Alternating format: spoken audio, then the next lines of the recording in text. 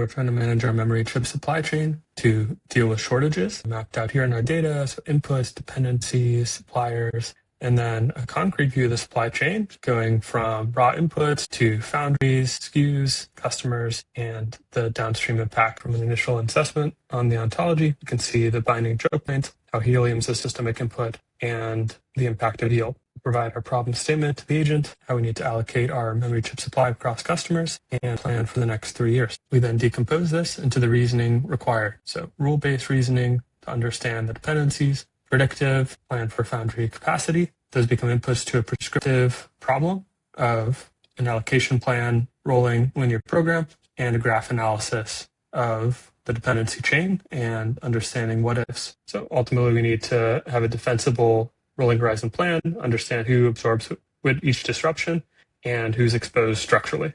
Combining these reasoning types will allow us to do that.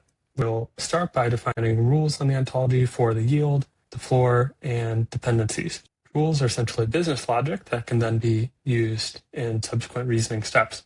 We write these as ontology code to calculate yielding, elevated floor customers, and points of failure. And here we can see the breakdown by customer. So we're making progress on our reasoner chain. We've got our rules written out. Next is predictive, then prescriptive, and graph reasoning to inform our decision.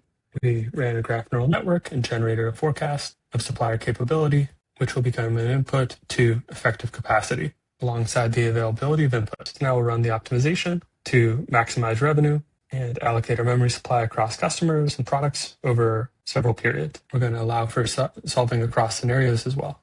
The baseline optimization, which is just code extending the ontology. And now we have the scaffolding to iterate on scenarios as well to map our allocation decision relative to capacity and availability to increase our margins. Next, we'll do a graph analysis on dependency chains, cascade, what if for different suppliers. By analyzing paths in our supply chain, we can now understand which suppliers have the greatest impact and which input would also cascade if not available. This is all persisted back to our ontology so we can query it later. And our reasoning chain is now complete. We can now answer some questions for our business stakeholders. So for instance, which customer is the bridge node in our dependency graph? What's our baseline optimal memory allocation? What happens if one of our suppliers has tool downtime? What's the customer impact? What happens when a certain input is unavailable? Which customer is a point of failure where if something in our supply chain breaks down, we can no longer serve them at all? Which supplier outage would have the greatest impacts? And which shortage would hit the most of our products? So these will all be inputs to our recommendation and the ultimate decision to solve our memory conundrum. And the great thing is these are just declarative queries on the ontology we built, starting with the base data and then enriching with reasoners.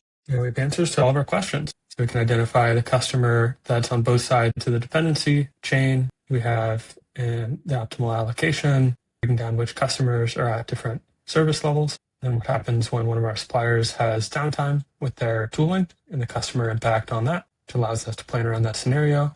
Another scenario where a critical input is unavailable and the cumulative impact on our customers downstream. The single point of failure, impacts of the supplier outage, which cascade down the supply chain, and then the input that would hit the most of our products, in this case, helium. Some of the conclusions for the business: memory supply is structurally short, not too much of a surprise there, but understanding which products are most impacted. The largest cloud customers absorbing that volatility, so the customer implications, a hidden single point of failure in a supplier relationship, a critical risk in one of the inputs and how we might need to plan around disruption there, and then ultimately having defensibility and how those disruptions impact our allocation and charting different paths forward to make sure we can maintain our business. We were able to do this by building an ontology and chaining reasoning on it. So the decision bounds using rules, forecasting supply with neural networks, optimizing an allocation plan, resolving for each shock scenario, and understanding the broader risk map